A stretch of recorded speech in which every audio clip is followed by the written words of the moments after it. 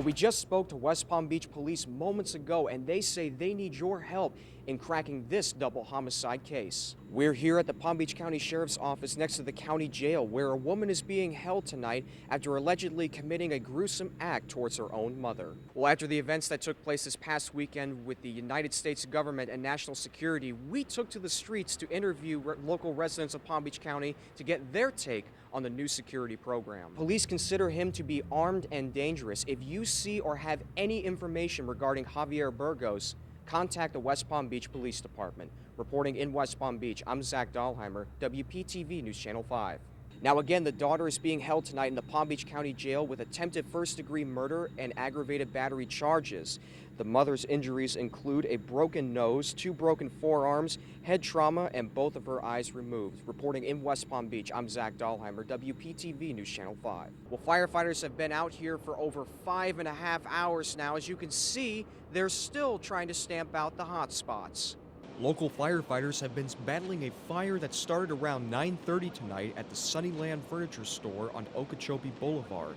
Fire Rescue says heavy black smoke and flames were erupting from inside when they arrived on the scene.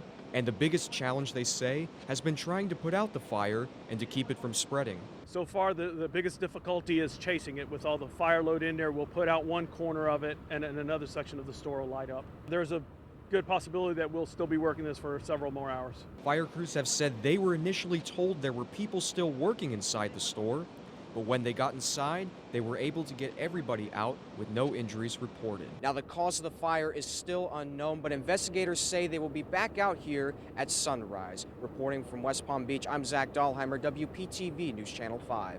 How far is too far when it comes to national security? Some say it's good. That it's a necessary evil. Others, not so good. I'd rather them just stay out of everybody's business. Locals are speaking out after recent news about leaks from the National Security Agency concerning a new security program. The new NSA program, according to reports, allows government officials to tap into privacy of U.S. citizens, privacy including phone call and internet access records. The NSA says the practices are taking effect in order to increase national security in the United States. I feel like the government is really intruding on us. We spoke with customers at Howley's restaurant in West Palm Beach, where Palm Beach County locals like Jeffrey Goodfriend and Harley Christman shared their views on the new security plan. Where I feel like someone's looking over my shoulder. It just makes me feel very uneasy. West Palm Beach resident Valerie Seifert says that the new program could play a big role with security, such as preventing another terrorist attack. I'd rather have them check on people and maybe stop another towers incident from happening. There has to be a balance. There has to be a little of that, but not as much as I think there is going on. But locals like Harley and Valerie were fearful and said it was hard to say when asked about what would happen to the future of the country with the new program. Well, that's the part that's scary for me. It's tough. I could either see it continuing to go further or being a complete revolution and people starting to wake up. Now, not many people agree on this program, but one thing that many do agree on is that this program has been happening for a very long time. Reporting from West Palm Beach, I'm Zak Dahlheimer, WPTV NewsChannel 5. 56-year-old Ted O'Rama, a custodian pictured here in a 2012 Dreyfus School of the Arts yearbook, was identified hours ago by the West Palm Beach Police Department as one of the 2 victims, along with fellow custodian 48-year-old Christopher Marshall, found dead at the school. According to West Palm Beach Police, the 2 men were found by a 3rd custodian in a warehouse section of the school around 6:30 this morning. Oh, I know Ted. Courtney Schultz, a member of the Dreyfus class of 2012, says she was very close with the custodians during her time there, especially with Ted O'Rama. Courtney says she remembers O'Rama very well, helping her with speaking and performing in front of audiences, and going the extra mile to help not only her, but others as well. He was like a mentor. He was a mentor. He always cared about the other person more than he cared about himself.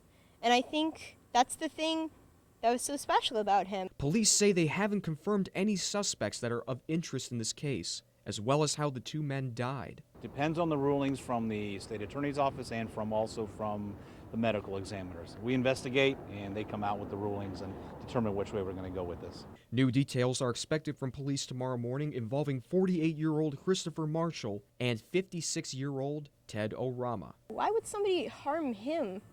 He was just such a sweet sweet man. In West Palm Beach, Zak Dahlheimer, WPTV NewsChannel 5. There are many horse lovers in this Loxahatchee neighborhood. But tonight, residents say something doesn't smell right. They say it's all about the, well, Poop? and lots of it. They say the smell of horse manure and sight of numerous flies are starting to become unbearable. It's fresh, steaming from the horse farms. As soon as you walk outside, clearly then it hits you. The process involves dumping loads of horse manure from the Wellington equestrian facilities onto residential properties with the owner's permission. But many locals are speaking out as the piles of horse waste are getting bigger and bigger. It doesn't dissipate because the quantity of it is so much. Dumped, spread, and let to rot. Professional landscaper Richard Achter says the horse waste should continue being dumped as it's very beneficial to the land. They can continually dump it and dump it and dump it. But residents like Achter and his neighbors say they want Palm Beach County to take action as they take their concerns to the county commissioners.